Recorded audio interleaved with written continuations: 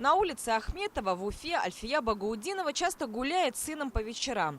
Утром обычно ждет здесь автобус на работу. По словам женщины, остановка часто напоминала мусорный полигон. Люди, доставая из карманов ненужное, кидали это прямо на тротуар. Урны, куда можно бросать мусор, здесь никогда не было. Да, действительно, мусор везде валялся, на всей улице. Здесь тем более остановка напротив лицея 46. То есть дети постоянно видели этот мусор, сигареты, бумажки, фантики. И, соответственно, мусорка была просто необходима. Прикрепив фотографии об отсутствии урн, местные жители написали обращение в социальных сетях. Этот пост с жалобой на стихийный мусор зарегистрировала система инцидент-менеджмент.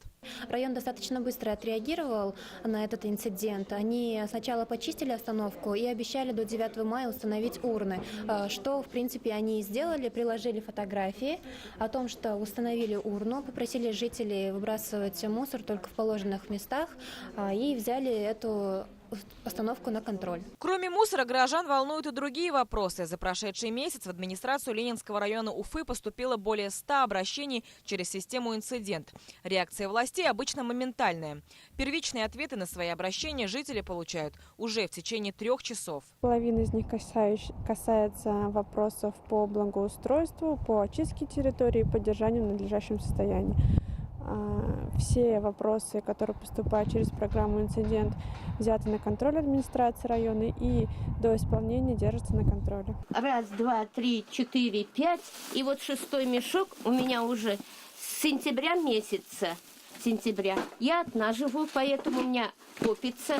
Жители села Бураева тоже столкнулись с проблемой мусора.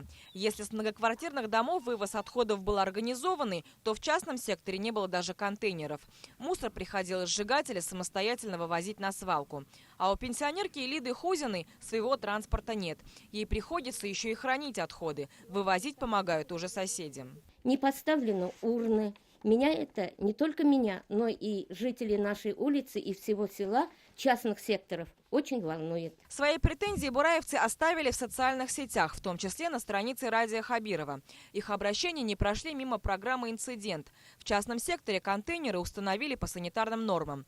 Вообще, с момента реализации мусорной реформы поступило порядка 2000 обращений по этой проблеме. Ситуация медленно, но верно начала выправляться. Рекоператоры входят в график, и проблемы потихонечку решаются.